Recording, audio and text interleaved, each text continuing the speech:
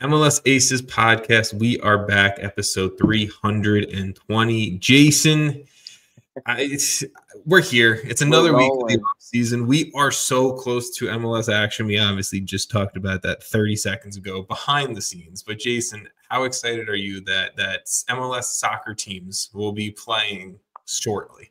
I mean, you know how much I love the games. This is where we do this. So I'm super excited. I like the prediction podcasts, getting into where we think people will, who wins what award and who wins what trophy and where the teams end up. But yeah, I mean, I think it's going to be impossible to predict. Feels like a lot of teams got better. Some teams got worse. I'm continuously updating my, I have a prediction spreadsheet of we do 1 through 15, we make our picks, all that stuff. So I'm kind of trying to eyeball it ahead of time before we just do it. And I tried to do it on the fly like I did last year accidentally because I didn't realize the season was here. But I think it's very difficult to really kind of separate a standing 1 or 2 places in the standings at this point with some of these teams. And obviously, Jason, you hinted at which teams winning what competitions. We will dive into what teams are actually in what competition shortly enough. MLS did announce that, and that'll probably be, I'd say, one of the larger talking points of totally straightforward system. Look, it makes sense if you break it down competition by competition, and I think I have a grasp of wording it for people. So we will get to that shortly. The one thing that I do just want to give an update on is our, I guess, 2 New Year's resolutions. One, the goals for ratings, reviews, all that stuff on everything. So we are still 5 Apple Podcast reviews away from hitting our goal. And we only have about a month to hit this goal. So 5 away. That's pretty easy. It's just 1 a week. You guys got this. You can do this. We are 6 away on Spotify. Again, that's about 1 person a week. If you're doing this and you're listening or you're watching and you haven't done it, we'd appreciate a quick little 5-star, and that's pretty much it. And then on YouTube, we are 1 subscriber away on YouTube from hitting our goal to start the season. So YouTube, we're there. YouTube people, I love you. If I can see you here, so thank you. Hey, the YouTube people they're listening. You go over there. Decent amount of views on those videos. Hey, we're getting up there, and that's really what the main goal is. To be a little bit more just kind of constructive with what you and I put out here rather than just, our MLS thoughts and takes. Also have potentially more people interacting with us on those thoughts and takes. And then the other thing is obviously the 2 episodes a week. We're going well. We're going good. We dropped an episode this past Monday where I interviewed with MLSsoccer.com's Charles Boehm. We talked a lot about January cap Pochettino, and he was doing a lot of coverage for that for MLSsoccer.com. We also talked a lot about San Diego FC and a few other MLS offseason storylines. So go and check that episode out if you haven't. Appreciate it. Charlie was a great guy, and I appreciate the support and some of the comments that I've seen for us doing 2 episodes a week. It's a lot more, but it's not that bad. It's having a conversation about soccer. It's really nothing too strenuous. But Jason, are you ready to dive into the meat and the potatoes of Let's this roll. episode? Let's talk about it. So, like I said, episode on Monday, I did talk a lot with Charles about U.S. men's national team, about Pochettino's comments around some of the players and January camp in general. So I'm going to take a little bit of a backseat here in the conversation, but I do want to get your thoughts, Jason, on the 2 January camp games that we had: a 3-1 win over Venezuela, a 3-0 win over Costa Rica. A lot of strong performances from a lot of names that we typically see: the Miles Robinsons, the Tim Reams of the world, but also some names that we don't typically see, the Patty Ajimans of the world. So, Jason, if you're looking at this entire camp as a whole, score lines don't really matter, but who was a player, what was a performance, what was maybe something you're looking at that you took away as a positive? Yeah, I mean, for me, January camp is all about what are we seeing from some of these players, right? This is kind of a tryout in some ways. Who's not shying away from the moment, who's kind of grasping this chance to prove themselves. Because, a lot of these guys are going to be potentially people we're calling upon in, the next round of World Cup. Probably not for this World Cup, but, the next one, the following, just they're in the system, and it's about figuring out what can they do at this level at international play, which is just kind of almost like a whole different situation. And that's kind of what I looked for. And I felt like a lot of them actually were pretty impressive. I thought Jack McGlynn, like, very clear to me, he was incredible, right? Like, absolute wonder goal. I think he's going to get sold pretty soon. Maybe not this window, maybe in the summer. I don't know, but there's a lot of money coming to Philly for that one. But I mean, across the board, Mihajlovic was really good. Ajman, like, we were creating a lot of good chances. I will say, I have to give a shout out to Brian Gutierrez, my Chicago Fire guy. Like, he had a good camp. He had a good few games. He didn't get on the score sheet, but he wasn't on the. I don't think he was on the score sheet at all. I don't think he even had an assist or anything. But like, just the presence he had was really good. His ability on the ball, his passing. I don't know. I mean, I was looking at him probably a little bit more closer than a lot of people were, because I want him to succeed. But yeah, I mean, I think across the board, and like you said, some of the, like Miles Robinson, we know what to expect. And I'm happy he's putting in these performances, right? It just, again, just the more people competing for positions, the better the team is going to be. So, anyone who can step up, whether it is Jack McGlynn, like, hey, now you have to think about that. Maybe not. I don't know. But it's at least competition, or someone is there if you're in that spot. If you are, Weston McKennie or something, or if someone's coming up behind you eventually. So you got to always perform at your best. But yeah, I mean, January camp, it's hard to take things away from like wins and losses. Like, it's great to win both of them, but they're not, in my opinion, they're not about necessarily even the stats of individuals. It's kind of like, how did the team play? How did Pochettino handle these younger kids? A lot of them being, I don't know, 18 to 23 probably was maybe the median, somewhere in there. But and then there's Tim Ream. But Tim Ream, Miles Robinson's older a little bit too. But I mean, look, I agree with everything you just said. The sentiment of it's not really about individual performances. I think if you're winning games, typically people are performing. Not always, not always the case. I mean, if you're winning 3-0 and 3-1, you probably had pretty good performances across the board. I think it comes down to, though, when I spoke with Charles Boehm on Monday, or on Monday's episode, he really kind of broke down that Pochettino was making a lot of comments about kind of like the competition, right? Like competition for spots, competition for time on the field and everything like that. And, I think that's the positive of this camp. And obviously the positive of good performances as well is, it's more face time for these players with Pochettino. It's more face time for Pochettino and his staff to have an expanded player pool. If at the end of the day, right, Jack McGlynn and I would also throw Patrick Ajman are two guys that impressed enough in this camp to receive another call up from Pochettino and this staff, great. That's awesome. I think those two were probably two of the more shining points of this player pool. Obviously, Diego Luna and his big balls. Great comment. Love that from Pochettino.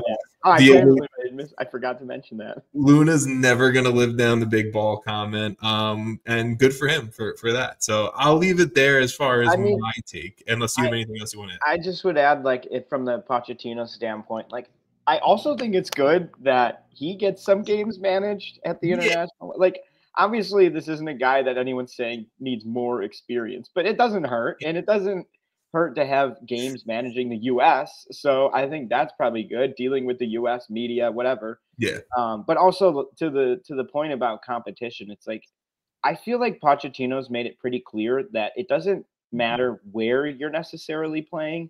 It matters how you're playing and how often, and kind of like, it's not just like you're not Sharpied in, I mean, Pulisic probably is, okay, but well, he's still performing along with. That's my point. Like, let's say, I don't know. I don't want to bring up anyone as an example, but like, you're not guaranteed a spot, which I think is something that maybe we got a little bit stuck in a bit.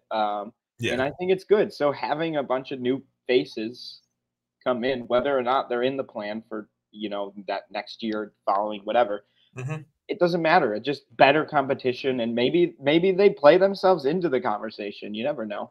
Exactly. Or play themselves into the conversation of like, okay, maybe they're not the immediate call up, but if there's injuries, if people are faltering, like, they're around. They're keeping themselves relevant. And I think that's important. Also, Pochettino having to take a poop during Caden Clark's goal. There was also that moment from this January camp. So Pochettino making it was a great January camp, and we love Pochettino. If those are the only two things we got are big balls and Pochettino having to take a poop, then that's where we are in this world. Yeah. All right, let's move on past January camp, past Pochettino and things below the waist. But Major League Soccer has announced, and I need to read this because this is a lot of information. So Major League Soccer has announced the qualifications for 2025 and 2026 seasons for MLS clubs in CONCACAF Cup competitions or North American Cup competitions. Major League Soccer has announced that each MLS club can play in one CONCACAF Cup competition at a minimum and up to 2 CONCACAF Cup competitions at a maximum. So pretty much every MLS club's playing in one cup competition at least, and then they can only play up to 2. So you cannot play in 3 or more. This does not include the FIFA Club World Cup. Just want to throw that out there for people ahead of time. So I think the easiest way to break this down, Jason, is just kind of go competition by competition for the most part. The easiest one to start with, because it's the one that doesn't change, is the Canadian Championship. All 3 MLS clubs, the Whitecaps, Toronto FC, and CF Montreal, are going to be playing in this competition. There's no changes there. That's nice and simple. Every single year. That is it. And that's not to say it's not an important competition. It is by sheer number size, the smallest competition. And, obviously Canadian club soccer is building, and that'll be one for the future for sure that I think holds a little bit more. I mean, that's a fun competition. It's still fun for us to predict and watch. Yeah, for sure. And right, like if you're a Canadian team and you win that, you get a spot in Champions Cup, and it's a good year for the most part, I would pretty much say. And if we're going to speak about CONCACAF Champions Cup, that's the next easiest competition to talk about because nothing changes. You qualifying for this competition remains normal, right? MLS clubs can qualify by winning MLS Cup, finishing top 3 in Leagues Cup, winning the Supporter Shield, being the next best 3 teams in the Supporter Shield standings that already don't have a place, or via the US Open Cup or the Canadian Championship, right? That stays the same. That's normal. That's cool. That's all good. The next 2 competitions is where things get a little tricky. Where it becomes paragraph. So, Leagues Cup. Everyone loves Leagues Cup, right? There is going to be a format change for Leagues Cup. Liga MX only has 18 first division teams. There are only going to be 18 MLS teams going into Leagues Cup in 2025 and 2026. I think definitely probably a little bit more of an evening out of competition there, which makes sense, which is fine, right? So the top 9 clubs from the East from the previous season and the top 9 clubs from the West from the previous season are going to be in that year's version of Leagues Cup. Pretty simple. All at this point. For 2025, here are the clubs that are going to be representing MLS. It's Atlanta, Charlotte, Cincinnati, Colorado, Columbus, Houston, Miami, the Galaxy, LAFC, Minnesota, Montreal, New York City Red Bulls, Orlando, Portland, RSL, Seattle, and San Diego. So this is where that 2 competition maximum rule comes into effect immediately. The Vancouver Whitecaps are in the Canadian Championship. They are also in CONCACAF Champions Cup, so they cannot play in Leagues Cup. So to take the spot of the Whitecaps in Leagues Cup, San Diego, who are obviously not a team last year, are going to replace them. Nice, pretty easy swap for this year. Have I done pretty good so far, Jason, before we get to the more complicated one? I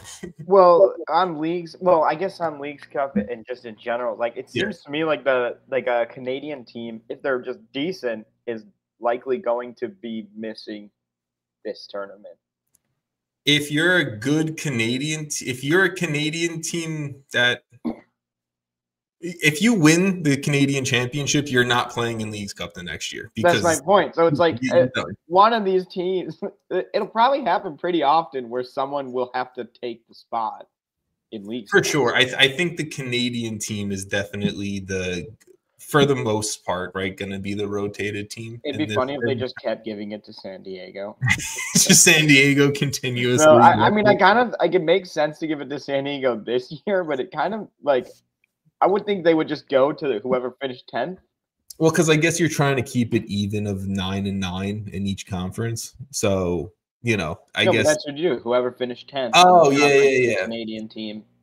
Wow. I guess because technically they're like the closest. But I mean, in this year, I mean, that's probably what they'll do going forward. Yeah. I don't know if they've said what they would do, but.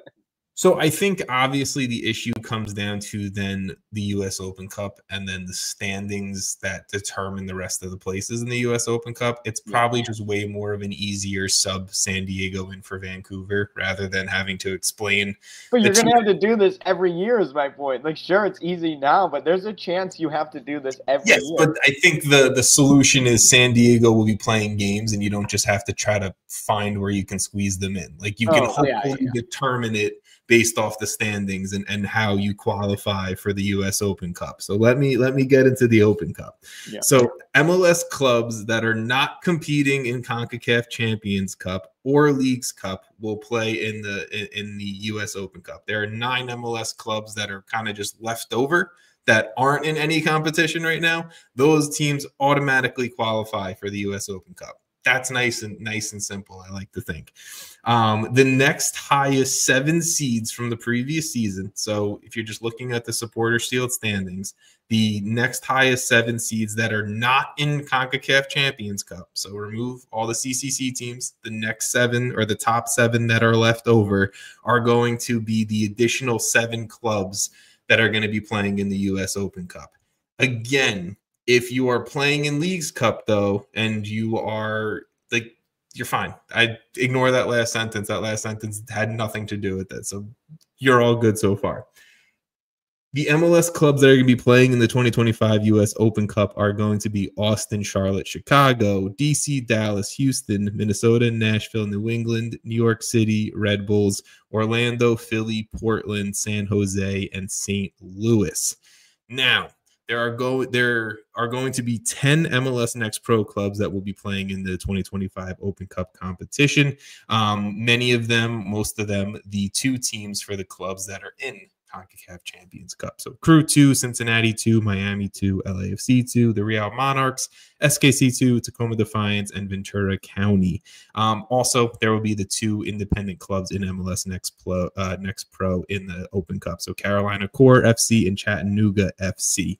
So before I get into the last paragraph, Jason, to me, it's like Champions Cup, top competition, right? Leagues Cup is like the next best of the best. And then I guess Canadian Championship and Open Cup is kind of just like everyone else. And then whoever else isn't already in 2 competitions. That's what it seems like. The U.S. Open Cup. So I guess like, I know you're going to read the next point, but like the U.S. Open Cup is still all the teams, right? Like feeding into it a little bit. Not all the teams in MLS, but like in the U.S. So, I mean, we're just going to this new format. If I'm going to get nitpicky, it's still not open. The Open Cup is not an open competition. It's still very much like, I don't think 2 teams should be playing in it. I don't think it's anything like that. But yes, it's independent clubs mixed with still USL League One, USL Championship, and everything else in between. So why couldn't they have just added Atlanta? Okay, whatever. Just because there's only a certain number of teams that can play in the competition. So the last piece is just stupid. They make the rules. I trust me, I agree. But the Colorado Rapids organization and the Atlanta United organization will not be represented in the U.S. Open Cup this year. So apparently, during the math and figuring out how many number of teams could make it, there was only enough for 16 MLS clubs as well as almost 10 MLS Next Pro clubs. So that's also why the Rapids 2 and Atlanta United 2 aren't in it. Apparently, the decision was made that the worst 2 MLS Next Pro clubs in each conference or each division wouldn't make the cut. So that would be Atlanta 2, Colorado 2. So that's technically the explanation. This entire thing just seems very much like how can we just agree to something that kind of makes everyone happy, where like the head of US Soccer, the head of MLS, the head of Canadian Soccer, Mexican Soccer, Liga MX, and the Open Cup Committee can all just be like, sure, this is the best case scenario. Whatever. Like this, like, and it's better, right? Like the biggest thing is like the Open Cup still is, I think, getting the shit end of the stick in terms of competition. It's better than 2024. We have more teams. I think it's 8 or 10 more teams in the competition, but it's still not perfect. Like, whatever. Maybe I'm going to be the annoying person that's like, it's the domestic cup and every team should play in it and blah, blah, blah. But I don't think you're the only one saying that, honestly. Like, I just feel like I don't know. It's like they change things up just to change things up. And then they're like, we can't do that because the rules. I'm like, you made the rules. You're the one telling us the rules. Why can't you do that? I think it's like if you're going to allow Seattle and Miami to play in 3 cup competitions, right? Because I understand CONCACAF doesn't have control of FIFA and the FIFA Club World Cup and everything like that. Why can't Atlanta and Colorado play in 3 competitions? Or Atlanta's only in 1 competition. Why can't they play in 2? Yeah, I was going to say they're not in. No, they're technically in Leagues Cup. Atlanta's in Leagues Cup. They're not in the Open Cup. Does that make sense? Not really. Colorado is in Leagues Cup. Wait, but shouldn't they be in the Open Cup then? Because technically Atlanta, based on their rules, they should be. Well, the rule is the next highest 7 seeds. Yeah. Within they were towards the top. But they're in CONCACAF Champions Cup.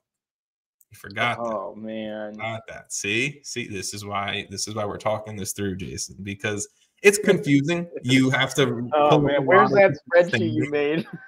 I did make a spreadsheet and post it on social media just for people to know what competition their team is in. I mean, you need that. I'm so clueless. So look, Major League Soccer has a thing where I think they make things complicated for no real good reason, where the easy solution is allow your teams to spend more money or allow your teams to send out whoever they want for their games if it's a youth product or whatever, which we talked about last week. They expanded their rules to do so. Yeah, but just like it's 5 players or 5 games anyone can be called up. Like just have them all in the US Open Cup. Like if Seattle plays a bunch of homegrowns, I'm not going to be upset about it. Because they're prioritizing the other competitions to that one. And every club should have their say in what competitions they want to prioritize, right? Yeah. In a perfect world, the first team's going out there for every game. That just doesn't exist. That doesn't happen anywhere. That doesn't even happen in Europe. Like Liverpool constantly plays kids for some of these competitions. Exactly. So my thing is, I think MLS should allow their clubs to do what they want to do. There is a rule that completely, I think, allows MLS clubs to do that, but then you're limiting the amount of competitions that they're in.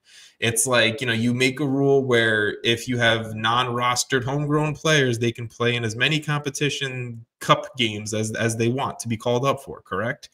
That in my brain is thinking you can pretty much play your MLS Next Pro roster in the US Open Cup if you want to and still be called under your first team name. So this is where it gets a little contradictory to me. I think it's better than last year, but it's still not perfect and there's still a lot of issues, but I'm not the one making the rules here, Jason. Yeah, and the people who are slow. Yeah, I mean, that's a whole whatever. Anything else that you want to say about any of these competitions or the rules around them or anything? It kind of bums me out about the Leagues Cup. Like, I don't know. I wanted it to be like it's the Leagues Cup, so all the teams should have been in that. But I know most people don't like the Leagues Cup at all. I kind of still watch it. I get why people are like against it because it's like taking away from what we actually wanted. But Yeah. It's not going away, so I might as well have it as best form of itself. And I don't know if this is the best form, but I think the decreasing of MLS, I guess the amount of MLS teams in Leagues Cup is probably coming from the Liga MX end, where it's like, yeah, you have about 12 more clubs in the competition than we do, which just statistically, I mean, all 12 of those clubs are like genuinely probably not going to win this competition. Yes, but at the end of the day, I mean, it still just puts more odds against Liga. No, you're right. I mean, it does make sense to have an even number, but it just feels weird. And if you look at, the last 2 years of Leagues Cup, the teams that have finished 1 through 3, primarily MLS clubs. So, I mean, I get, Liga MX probably a little annoyed with it. But we'll just start winning some of those games. Exactly, right. I think I would also like to see for Leagues Cup, if we're going to keep this competition around, which we obviously are. I like to see maybe Mexico host the competition every other year, something like that. I think that puts a new challenge on MLS clubs. I'd like to see it. But now we're getting into a whole changing the Leagues Cup because I mean they should host. It's stupid, honestly. I agree, right? Like, it's great for MLS clubs. It's great for the US. It's great for MLS. I'm not going to complain about that. But on the flip side, it's not an amazing indication of where they're at, though. Exactly. I can agree with that because I think the biggest thing, like right when we talked about Columbus Crew and their Champions Cup run last year, what was the thing that we kind of always went back to is they went to Mexico and got results in Mexico. And that was the biggest reason why we felt like they I mean, that's the biggest thing that deters a lot of these teams is going down and winning in Mexico. That's the hill you got to get over. And winning here, I mean, we've seen it a bunch of times. Winning there is what's rare. Beating Tigres in Kansas City, Missouri isn't that's impressive. Isn't as impressive as beating Tigres down in Tigres. You know what I'm saying? Yeah, I mean, it's not even close. It's like completely different. It's so. There's a reason that we go into the CONCACAF Champions Cup and say, well, I'm not happy with a draw at home. Okay, it better be like a 2 or 3 goal win if we're gonna play the other leg away because you're losing that one. I completely agree. I mean, look, I think CONCACAF should just let us make the decisions. I would be enforcing every nation to have a top division and spending so much money. I'd be making sure that fucking Haiti, the first division of Haiti, is balling out. Okay, just a few other pieces of news and notes that I want to just quickly throw in. Jason, you don't have to comment if you don't have any comments. I just feel like it's probably important to just mention.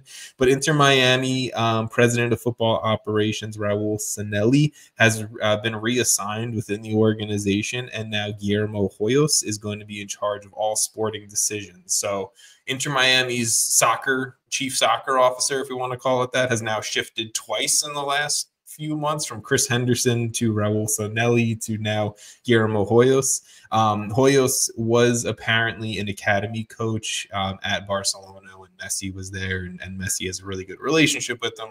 Messi's making the decisions around the front office. Shocking. I'm shocked. Here, whatever. Happy. It makes sense. That's all you got to do until Messi wants to hang it up. You just got to keep him happy. And then the last thing, and that all that information came from Tom Bogert, by the way, and this as well coming from Tom Bogert, that Estudiantes has agreed on a fee for FC Cincinnati superstar Lucho Acosta. There's no personal terms in agreement yet. There are multiple MLS clubs still interested in Lucho Acosta. So pretty much the exit for Lucho in Cincinnati is going to happen. It's more just, can we get the determination of where it is?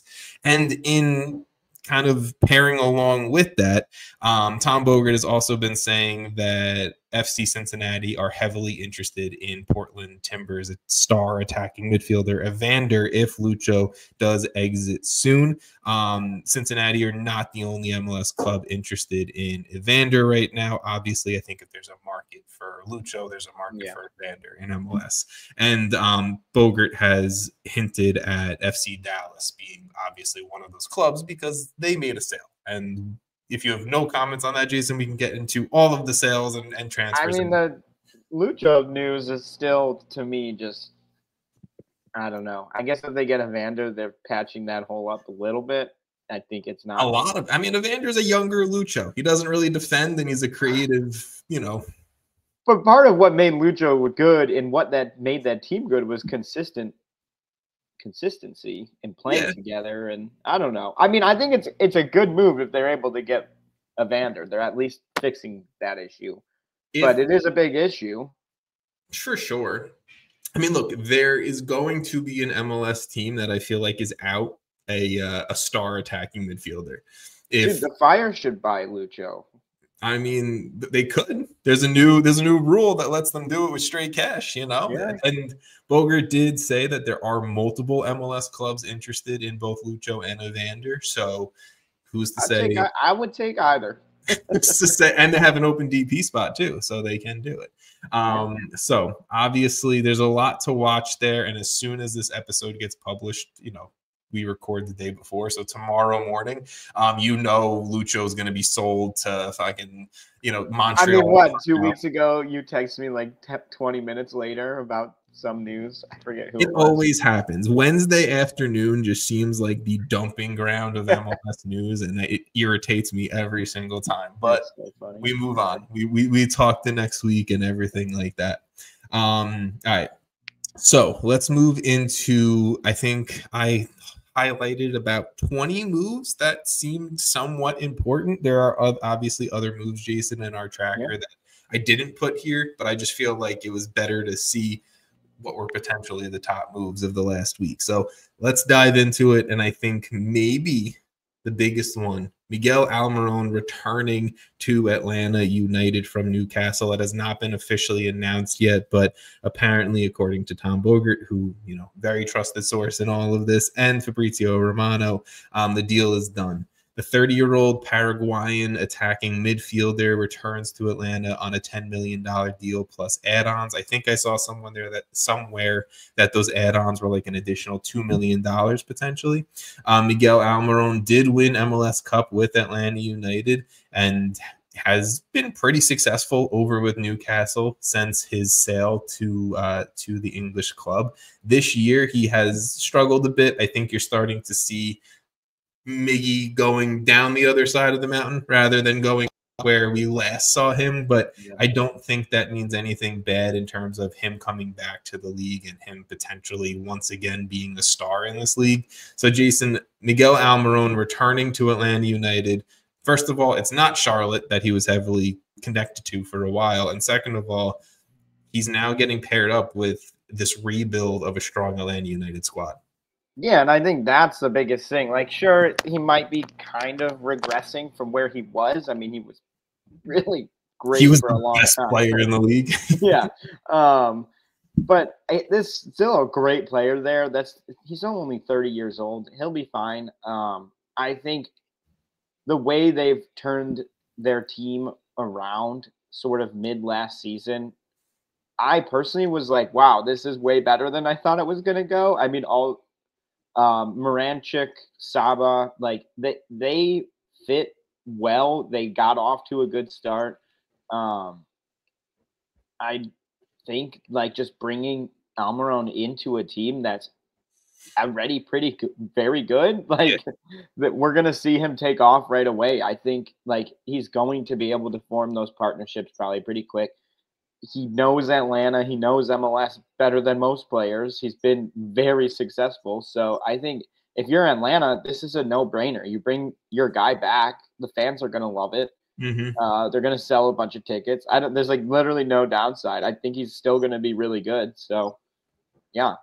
I like it in the terms also of I think Miranchuk for him kind of being forced to play a 10 last year during the playoff run because of just the amount of injuries that this Atlanta United team are going through at that point.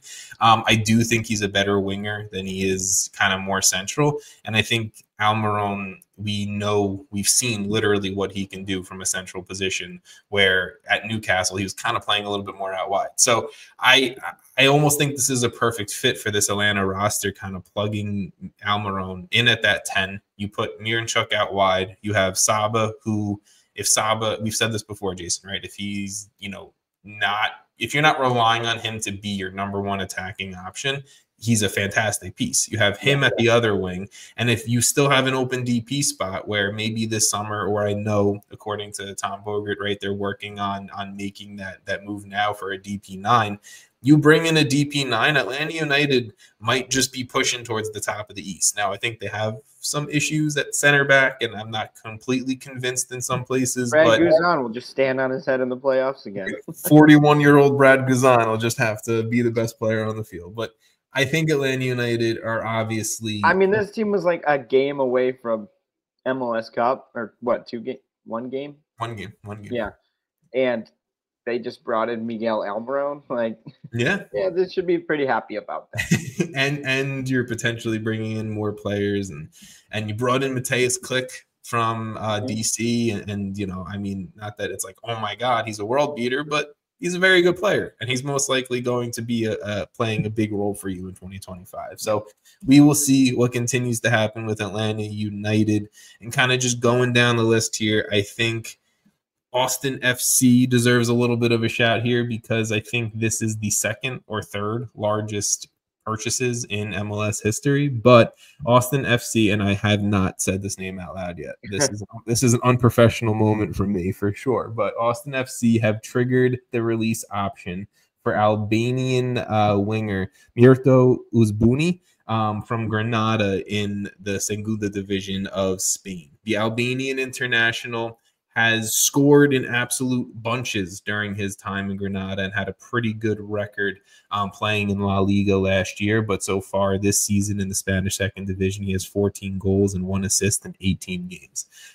He has 38 caps for the Albanian national team. He's won Golden Boots. He's won, leagues all across his career. I mean, this isn't like a typical... I wouldn't classify this as a typical second division European player coming to MLS, right? This is a dude who he's been proven. He's won Golden Boots. He's played and scored a bunch in La Liga as well. It just so happens that Granada, got relegated behind that.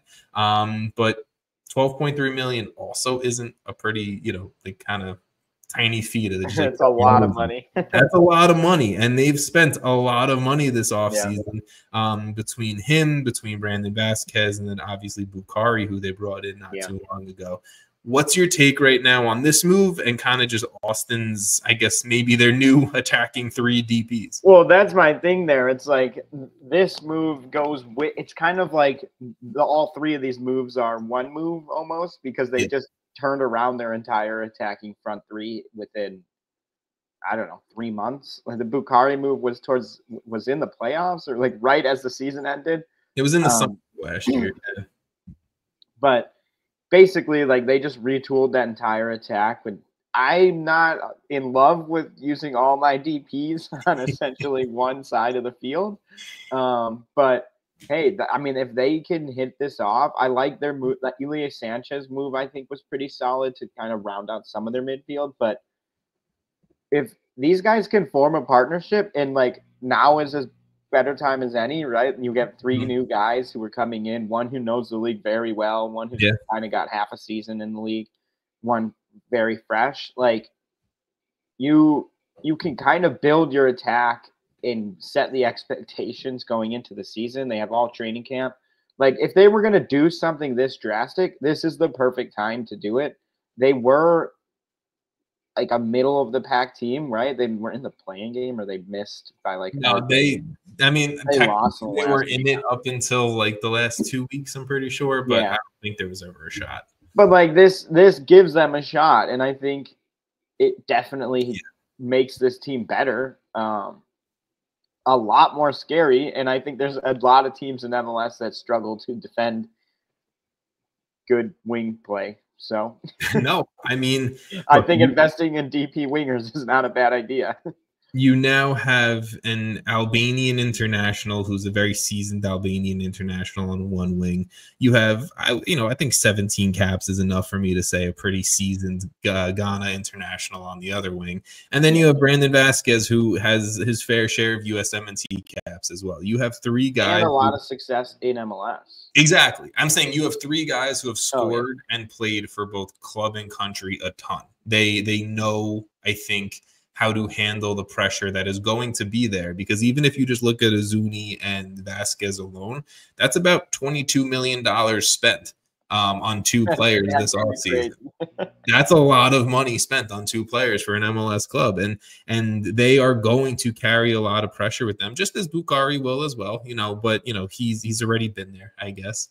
The team, to me, even with those attacking three, I still have my worries. I still have my pieces where I'm like, I think there's no real creative piece to this behind them. I know Bukhari is a little bit more creative than he is more of a goal-scoring threat, but there's just, I want to see what kind of happens with this midfield. I like Ilie, like you mentioned. Danny Pereira is still there, Venezuelan international. You have Owen Wolf and Diego Rubio can kind of drop back and play the 10 a bit. But I have my worries past that front three, the midfield, the back line. Brad Stuver's unbelievable, but is he going to be able to once again kind of overcompensate for a poor defense ultimately? And can one of these defenders that, I know they brought in like Svatak in the summer of last year, can he step up and he get adjusted to MLS sooner rather than later? And a new manager, there's a lot of pressure and a lot of question marks around Austin FC. I think the new manager probably wants to play aggressive here. I think he wants to put the other team on the back foot. Based on just this roster, they want to be the ones pressuring. Yeah. Because the second you put pressure on that defense, yeah, you're right. It's probably not going to go amazing. 100%. They're going to want to come at you with the ball. And which is probably why, right? Like you have Owen Wolf, Danny Pereira, Ilie Sanchez kind of maintain possession and get that up as quickly as you can to get it out to the wings, get it through to Vasquez, like find the holes and exploit, run behind. Exactly. That probably make frequent runs behind the defense. I don't know. We're getting all technical. I don't know Nico Estevez. Unfortunately, I think we may have seen too much of Nico Estevez, but we will see how 2025 unfolds for Austin. I have my concerns, even though this team is going to have a lot of pressure, and I think we'll score a lot of goals and be a lot of fun, but we will see. Last week, we talked about Wilfred Zaha coming to Charlotte FC, taking over as one of the DP wingers on this team. Liel Abada on the other, Patrick Ajiman. Now, officially, I will say, it has the striker spot on lock as Charlotte FC have transferred DP striker Karol Swiderski to Greek club. I was going to say Greek First Division, and then I said Creek. So I just messed all that up, but whatever. Panathinaikos. So he returns to Greece, where he had a lot of success, and obviously Charlotte brought him over from. But the Polish international did have 7 goals and 2 assists in 15 games for Charlotte last year. He wasn't playing bad, and I don't think I'd ever classify Karol Swiderski as a bad striker, a bad player, a non-talented player. Clearly, he's done it for Poland and everything in between.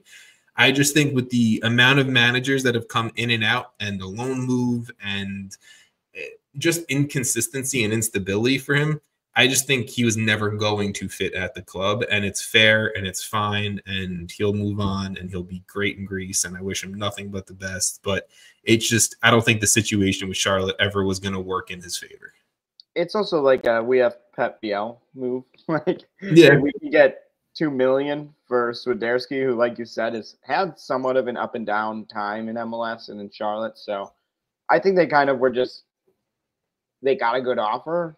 Kind of hard to pass up on, and who knows, like maybe that offer is double in a year if he didn't move, or maybe that offer is a third of that. You never know. So and we talked last week about how I think Charlotte's creeping up into the top tier of MLS clubs. Yeah. Now they have an open DP spot where come the summer, I'm going to assume something's not going to get done before the summer, but come the summer, this could be a lot of fun. Like they could bring in, or maybe they go and bring in Lucho or Evander right now. I mean, let's do it. Like this is the stuff that I want to see because I think Charlotte are primed.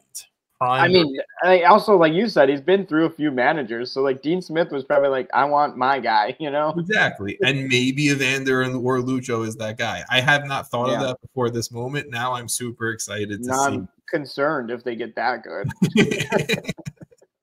If Wilfred Zaha just gets them anything mixed with Lucho or Evander at the 10, Charlotte are winning MLS Cup. I'll call it now. All right.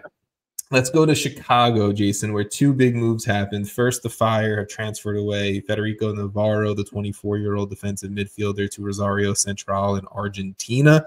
And then to replace him in that central midfielder, they brought in I'm not good with names right now. Rominge Kwame, the 28-year-old Mali international central midfielder from Cadiz. They're bringing him in on a 1-year loan. This year, Kwame has played 14 games for Cadiz with 1 assist. Definitely more of a defensive guy, a deeper midfield block kind of guy, which obviously is a perfect fit, perfect replacement for Navarro there. But Jason, as our resident Fire fan, give me your take, your opinion, your love, your hate, whatever it is. I mean, I always love Navarro. I hope he has a lot of success, you know, going forward. It's a little like I think the midfield is lacking some depth that we probably need going into the season, maybe a little bit more. But it's a like for like move, kind of like you said. Yeah. It is kind of like getting a more experienced guy in there. I can't say I've watched him play, but it's I don't know. I'm pretty optimistic about the Fire this year. I think what Greg's been able to do has been very positive so far. You know, there's backing in the front office too, so it's just kind of like waiting to see this team actually play a game for me now. Like the moves are great and all, but like I want to see them play.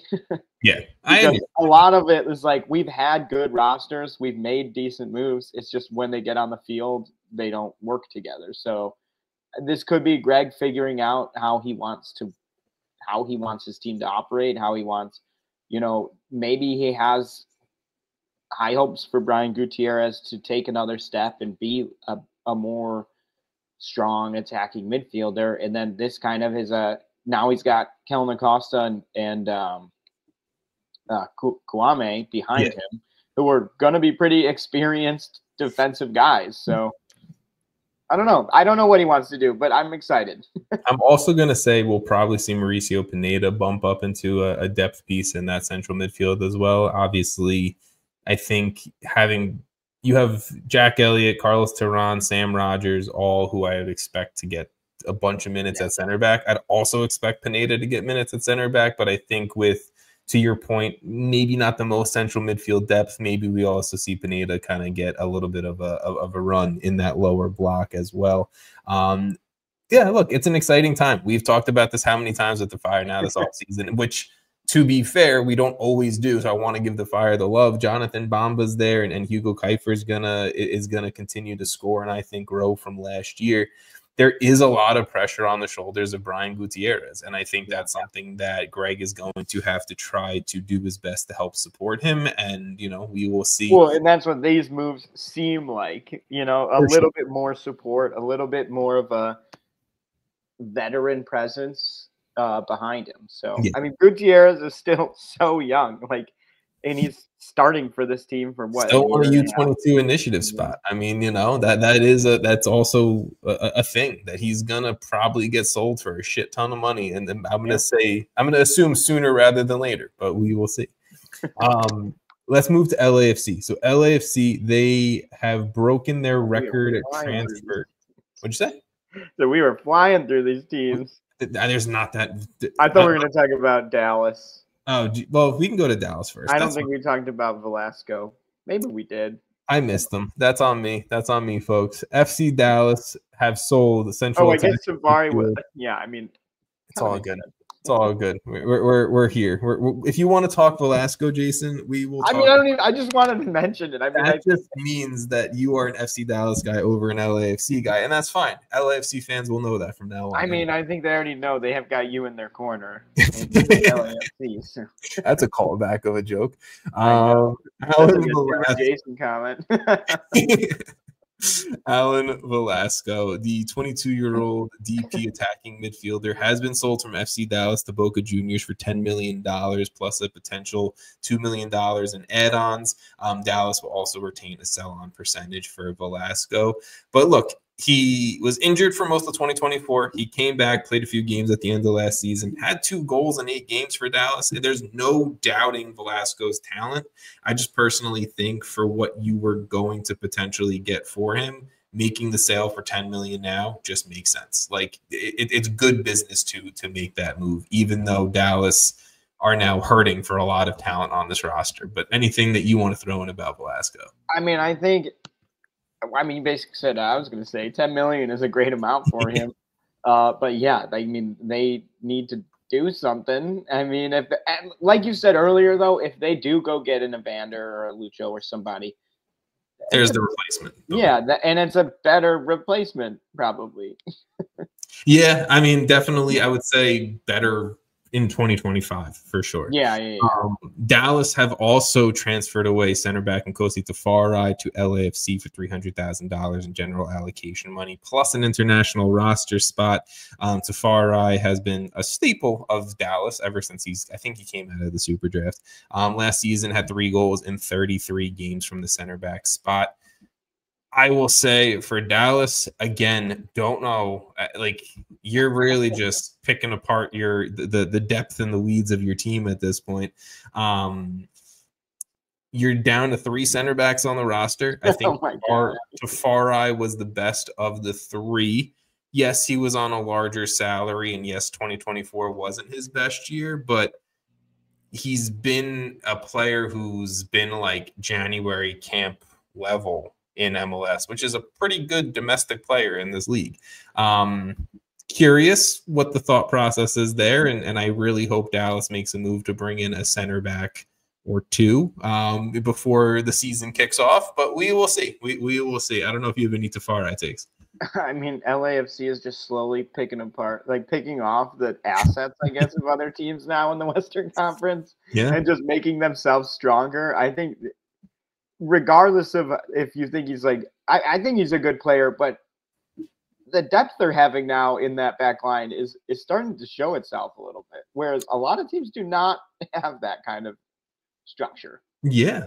I mean, look, they also officially, I think I might have reported it as official and it wasn't. They also officially brought in Yaya Boa. So now Ryan's Hollingshead, I'm assuming Hollingshead and Palencia are still the starting wing backs. If Palencia needs to sub out or not start, Hollingshead can go to right wing back, and now you have Yaya Boa playing left wing back, and he's an experienced MLS Cup winner. You have almost 6, I think, starting caliber center backs on this roster.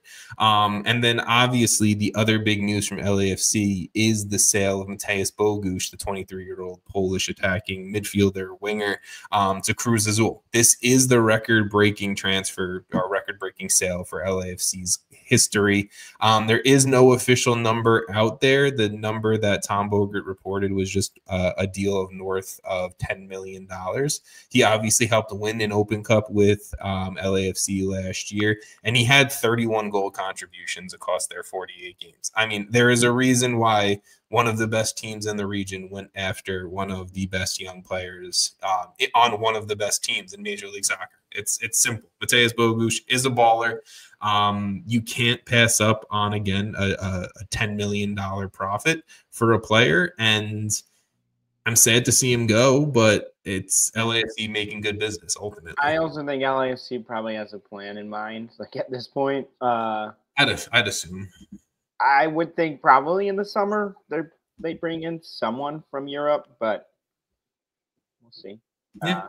I like that. I mean, we talked about Marky Delgado, but getting that softens that blow a little bit. So for sure. I mean, you have him and you have a few other central midfielders that they've brought in this offseason. I think you hope kind of can just replace a little bit of at least maybe even the ball movement or the possession that that you can put into that team. I will just say though, if Giroud doesn't work out, you had LAFC always had Bogusz playing a false 9 and it worked. Now you don't really have that. Yes, you have Jeremy Abobasi, and things are different, and you're going to have to play differently. But it's something that I would want to keep an eye on. I think they're really hoping Giroud works out. They better. Honestly, if he doesn't, then we will see. But I'm also assuming we might see another Frenchman arriving to LAFC sooner rather than later. Let's move on. One I just want to quickly mention, LA Galaxy. They acquired Elijah Winder, 21-year-old central midfielder from Louisville City in the USL Championship. It has been reported out there from Manuel Vaith. It's a $400,000 fee plus a sell-on percentage. This is the largest USL to MLS transfer fee ever. And his brother, Joshua Winder, when he got sold to, I think it was Benfica B or the Benfica system, he was the largest ever USL transfer ever. So, I mean, the Winder brothers just making good business out there. And I like to see a USL to MLS career path for a lot of these guys. So shout out Elijah Winder there. A few ones that I feel like we can just rattle off here, Jason. Teemu Pukki, Minnesota United have sold him to Helsinki. The Finnish international, unfortunately, never really worked out, I think, in the transition in managers from now into the Eric Ramsey era, right? So Teemu Pukki. I think it was also new manager plus Calvin Yeboah and Tani Oluwaseyi were very good. Yeah, I mean, look, I think he held a DP tag, right? But like you had guys who were just outplaying him and he didn't keep up, and he had his moments of magic, right? Like he did the Teemu Pukki thing where he put in some great goals. But ultimately it's just, I think his salary, a DP deal that does obviously eat up a big chunk of the roster. You had other players doing more. So fair enough. Shout out Teemu Pukki. New England, they have a new U22 initiative right back in Eli Feingold, who they brought over from Maccabi Haifa in the Israeli first division. The 20-year-old fullback has 2 caps for Israel. He has 18 games played for Maccabi Haifa in the first division. So maybe the future at right back for New England or maybe that means Brandon Bai is out on a transfer market. I don't know. We will see, I guess. New York City FC, they've transferred current English Youth International left back Christian McFarland to Manchester City. This is, by my surprise, this is only the second player that New York City has developed themselves to move to Manchester City. Jack Harrison, my favorite MLS or my favorite NYCFC player ever, was the first. But the 18-year-old, I mean, look, the 18-year-old is an English American youth international, big time talent, broke out and got his NYCFC debut last year, played in 13 games. Personally, my take is I kind of just wish he hung around for one more season, then made the move. But I think McFarland is that's how I feel with all of these moves to Europe for young players who are now going to just be in loan hell. I agree. I personally just think like McFarland's a known commodity in English soccer, right? Like it almost feels like Noah Buck to me a bit, where it's like you're playing a lot for the English youth teams. Like these clubs know who you are. So there's going to be a little bit more opportunity rather than you just say maybe like a Caleb Wiley or something like that. Right. But, we will see what happens with McFarland. Wish him nothing but the best. Jason, you're one of your favorite guys, Dante Van Zier. Wait, whoa. I meant that extremely sarcastically, folks. Don't put that out there. For anyone who, if this is your first episode, it was a very sarcastic comment. But Jason, you are not a fan of Dante Van Zier. Don't let the door hit him on the way out. He has been transferred from the Red Bulls to Ghent in Belgium.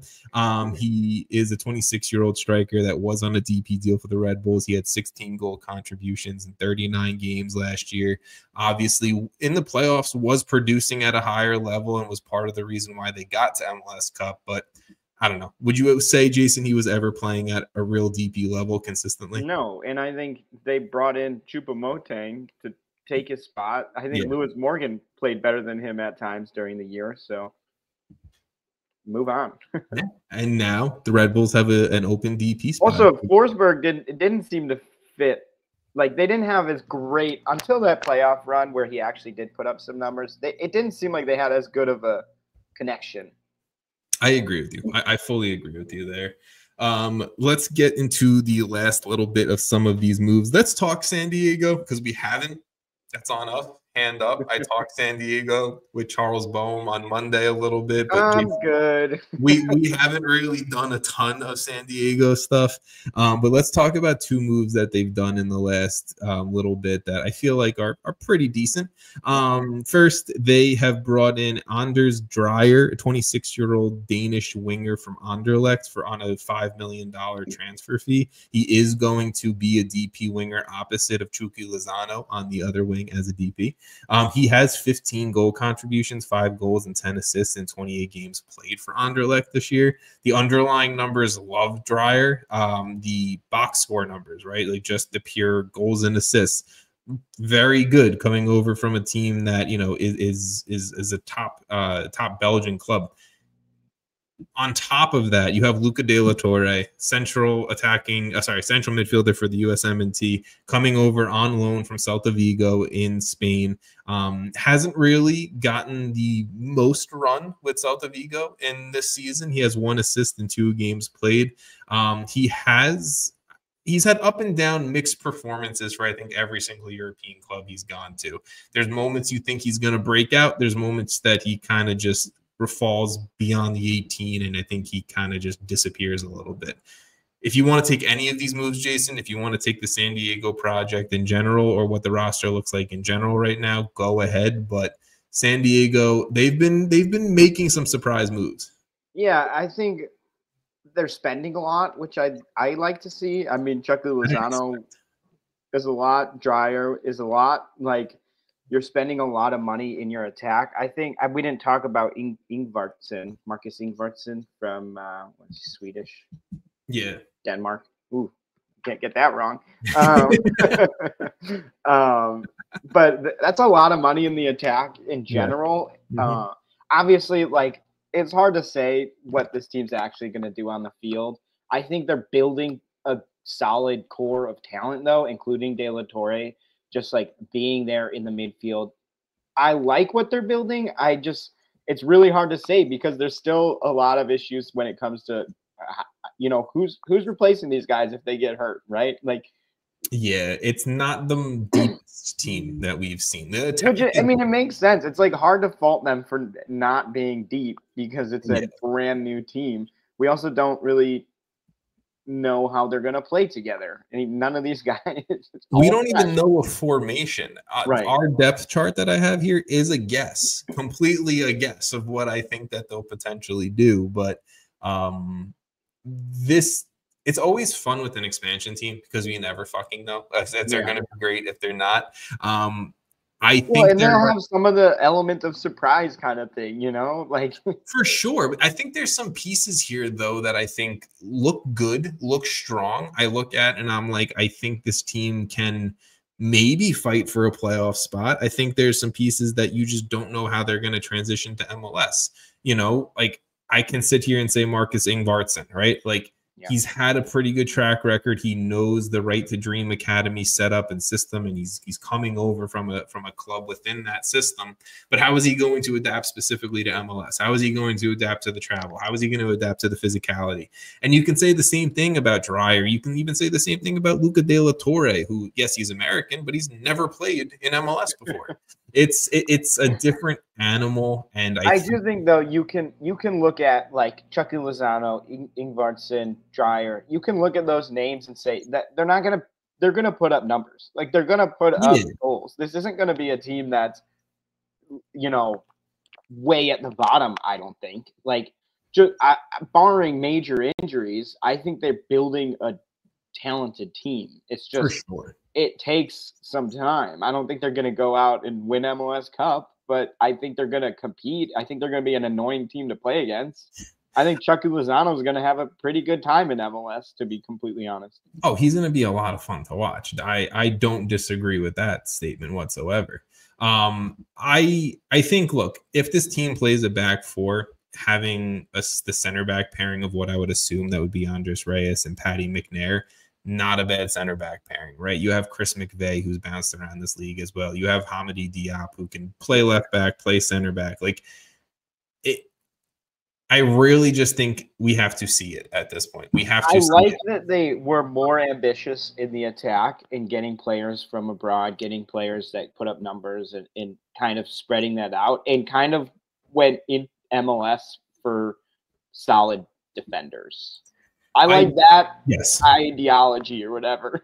Like, I think that's the right way to build it. That is a perfect, great way to say that. I think that's a very intelligent thing. I also like that they're giving CJ Dos Santos a shot at starting goalkeeper. Like, that's been kind of rumored, reported. It looks like that's what's going to happen here. And he's a young, talented keeper. He obviously went to the Benfica system, and he came out of the Union Academy, and he, was the backup in Miami for a while. He's good, and I think he'll be a surprise, not a surprise to, I think, people who overly pay attention to stuff, kind of like myself, but I think to maybe the casual MLS fan, he'll be a surprise, very strong goalkeeper in 2025. But San Diego, they're doing it. We will see how well it comes together on the field shortly enough, and in Leagues Cup. But Mikey Varis, Tyler Heaps, they're building this thing right now. So there you go, San Diego. There's a few minutes of love for you guys that we haven't. There was a lot of love, though. We gave them love. I think that they could surprise people in a very positive. I mean, they have a very good blend of players. Just it seems like they're building something that could be sustainably, like, I don't know necessarily this year, but in a year or two. Well, you never know. I mean, I didn't think that highly of St. Louis, and look what they did in their first season. In expansion club conversation, I personally wouldn't want to see my club be overly successful in year one. Maybe that's like a dumb thing to say, but I want to see it built out for the future rather than just a 1 year flash in the I don't know. I mean, it's hard to say though, because it's like this is like, I want trophies. Okay. It's not always like what happened with St. Louis, where they were great and then they immediately took a huge downturn. Like, look at Atlanta when they started. Fair. Look at, you're right. There's teams who, I mean, not everyone wants to be Cincinnati for 3 years and then be good. I mean, no offense. Like, they were literally wooden spoon every year. I'll say I think Charlotte might be doing it right. No, that's not great. I mean, they're not doing it horribly, though. I mean, no, I think they've gotten the 4 managers. Like, they've gotten the manager part wrong. I think they've gotten some of the player personnel wrong too, personally. But for sure, well, I think that kind of came with some of the managers. But yes, I agree. But I think Charlotte's progressive. It's been slow, but they've gotten like a place in the standings better every single year. If you actually look at it, felt like the way St. Louis started before they even played their first season was a good way to start, and then it was really successful, and they took a step back. So. I don't know. I don't know what the best way to do it. Atlanta's probably the best way to do it because they were just incredible. The best way to do it? LAFC. LAFC is the best way to do it. I'll say that.